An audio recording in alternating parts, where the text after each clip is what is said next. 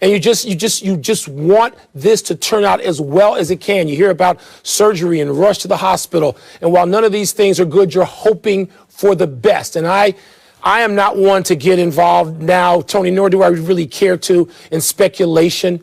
I want the best for Tiger Woods and his family, but specifically for Tiger Woods coming out of these surgeries.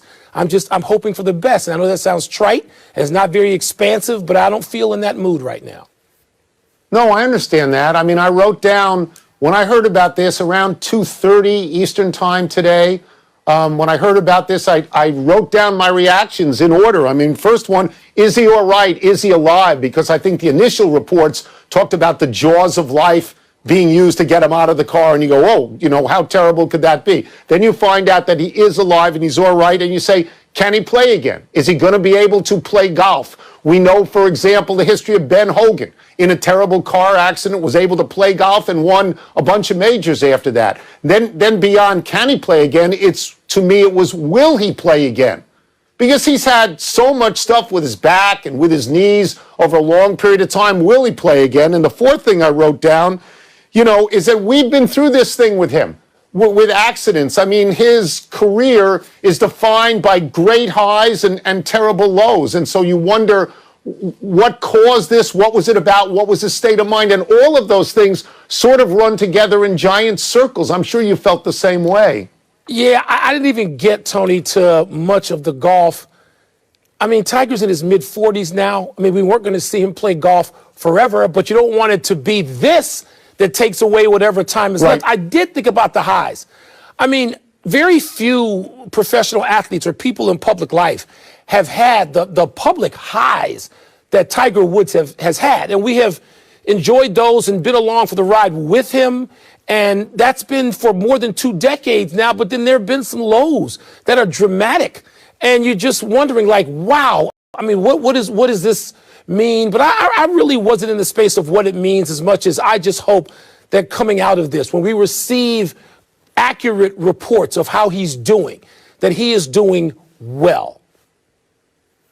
So the other day, and it is the other day, it's yesterday, we talked about his conversation with Jim Nantz and whether or not he was going to play in Augusta this year. And I remember saying on the air, well, if that didn't work out, if in fact he never played again for one reason or another, physical is what I thought at that point, that his body just wouldn't take it, then the last time we would have seen him was playing with his son in that tournament. And for me, that had a certain joy to it.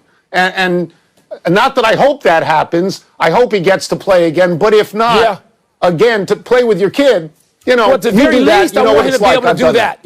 You know what, Tony? I did think of that, about the joy I get from going out and playing with my son. And if it's never at Augusta National, if it's never for prize money, just to go out there and play with Charlie or whomever he wants to play with and enjoy that part of his life, which he should have a whole lot of time left since he's only in his mid-40s. We will transition now to the other sports news of the day. The Los Angeles Lakers lost again last night, this time to the surging Washington Wizards. This was the Lakers' 4th loss in their last 5 games without Anthony Davis, who may not be back for a month. After the game, LeBron James pushed back on the notion that at 36, he's logging too many minutes. He played 43 last night. Wilbon, can the Lakers ride this out as is, or do they need to change that roster? Tony, I don't know about changing the roster because I don't know how much they can change it in a way that would make up for the loss of Anthony Davis for at least a month. I don't. That ain't happening. So they're going to make up for Anthony Davis. Now, the whole LeBron question is interesting. I watched with great interest and great satisfaction at LeBron say, no, we're not. I'm not going to get into reducing minutes. I haven't asked for it. I don't care about it. I don't particularly want it. I'm doing what I have to do. I just thought standing ovation for LeBron James, because that's who he's been in his career. And so he's trying to do that now. I realized that even though he and Tom Brady seem to just be able to stiff arm Father Time, that they can't. And LeBron is older and he can't play 40 minutes every night. But one, Tony, that game, as I texted you when you were deep asleep and I was screaming and awake and on text chains with various people, that game was fabulous. It was so entertaining and dramatic. And the Wizards are a story to fewer people, you and me, because of our lives lived in Washington, D.C. But the Lakers are the bigger drama. What do they do while Anthony Davis is out? How much can you expect from LeBron? How much more? And Tony, I don't know about riding this out. They will ride it out. Will they ride it out and go into the playoffs with some momentum, some steam? Can they defend the championship with a reduced Anthony Davis? We don't know, and that's the drama we're watching. So I'm going to give the kids out there a little quick history lesson, and it is quick history. Without Anthony Davis in 2019, they missed the playoffs. That's how important he is. He goes to the team, and they win the championship. And they had a better roster then than they have now if you take out Anthony Davis, because then they had Lonzo Ball and Josh Hart and Brandon Ingram. Okay, they were better then and didn't make the playoffs at all. I think they have to make roster changes, and I'm not going to talk about LeBron and his minutes. I don't care if he plays 100 minutes. If you don't have Anthony Davis, you're not going to win many games. You're a mediocre team. Blake Griffin is out there. Andre Drummond is out there. Boogie Cousins is out there. These people are out there. Blake Griffin can go back into the gym where he was once good. I just think they're going to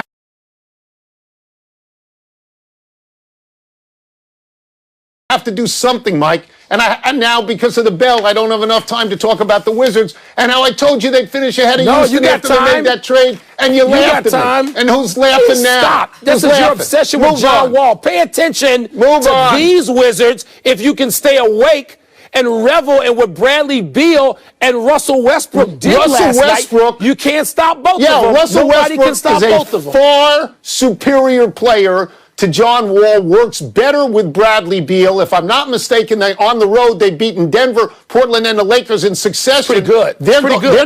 This is their trajectory. This is Houston's. This is Washington's. They're going to forget Houston. Stop ripping John Wall. It's unseemly that you're doing that. You told me the Wizards you going insisted to make the they make the playoffs. Yes. Yes. I picked them to make the playoffs. Now you're joining me. You're saying yes, they'll make it. Look at my hand. Albert Pujols' wife recently posted on Instagram that this would be Pujols' last season. Pujols responded to the initial post with 3 heart emojis, like he liked it. But the original message was amended by Mrs. Pujols to say, this is not about retirement. Huh? Pujols is in the final year of his 10-year, $240 million contract with the Angels. He's 41 years old.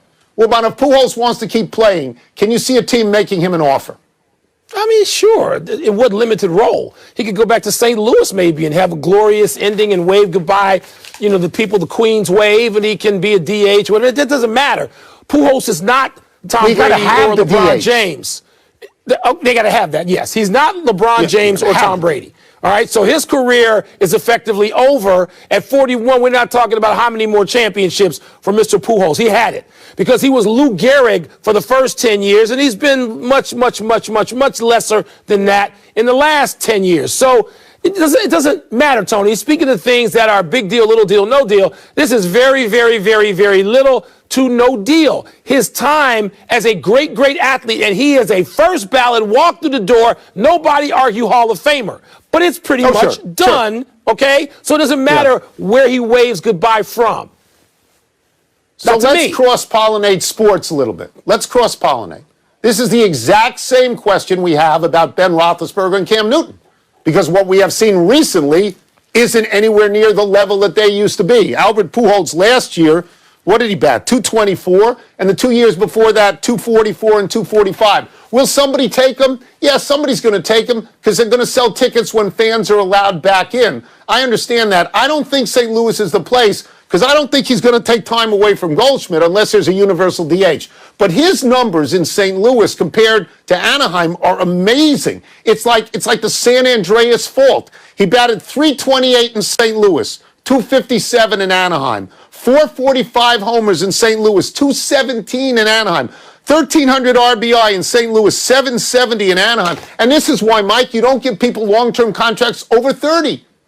You don't, because you don't get a return. You can have long-term, but not this long a term. You can go to 35 or 36. Again, he was Lou Gehrig. Albert Pujols was one of the, 4 greatest first basemen of all time? Maybe one of the 2 All right? He was that great. And then he went to Anaheim. In St. Louis. And yeah. In St. Louis, he was that great. In Anaheim, it's been just all right. You know, he's got some power numbers. It's over. And Tony, he's not being forced out by injury. He's 41. No. It's, again, right. Not Brady, not LeBron. The rest of his career is chasing numbers. He's got 662 home runs. It's 5th all-time. Needs 34 to catch A-Rod. He's 3rd all-time in RBI, Mike. Needs 114 to catch below Babe Ruth. Shout out Babe Ruth. I don't know if he gets 114. He needs 100 hits to move into the top 10 of all time. That's what it's about now. Let's take a break. Coming up, what's the word for Marcus Foligno asking the officials to break up the fight that he was winning? And we'll take you step by step through Donovan Mitchell's controversial three-pointer. It wasn't controversial. It should have been illegal, but it's okay. He hit the shot. Who holds Still got to hit the shot.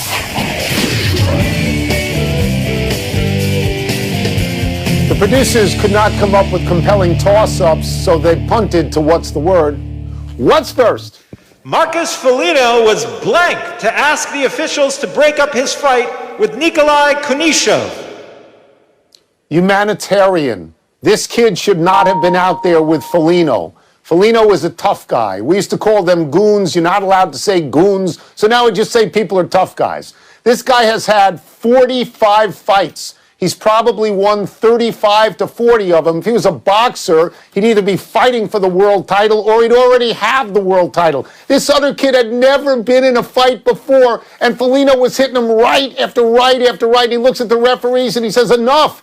End this thing before I kill this kid. So to me, this is humanitarian. And by the way, Foligno had the Gordie Howe hat trick. He had a goal, an assist, and a fight. This is instructive, or it should be, Tony, and I don't take this lightly. 20 years ago on this show, or damn near 20 years ago, I started railing about how great a sport hockey was, and it's greater without the fighting. And we used to get all kinds of pushback, even guests on the show said, no, you have to have the fighting. And no, you don't have to have the damn fighting. Because the fighting's been reduced by about 80%. And the sport is better. The game is better. The reception, the reaction to it, the game is better. You don't need this. So fighting is largely out of the NHL. It needs to be entirely out of the NHL. Next. Donovan Mitchell's step-back three was blank. It was illegal, and I'm getting my glasses because I have to quote the announcer. It wasn't a step-back three. It was a step-back three. He was inside the line by a goodly margin. He began meandering backwards. The announcer said, I'm quoting, how did Mitchell get behind the line from where he was? Now, I know, Mike, you think Mitchell is a superstar, and I know you think that Utah is a great team. And Utah may be a great team. They hit about 50 million threes all the time. But this three was utterly illegal. It's like LeBron the other day with the 5-step dunk. When it wasn't a Euro step, it was Europe and Asia step. This is the same thing. Yeah, it's a word for it already in the basketball lexicon. Traveling. Blow the whistle. Beep. Traveling. That's what it is. It's traveling. He was closer to the foul line at one point than he was to the arc, the top of the arc.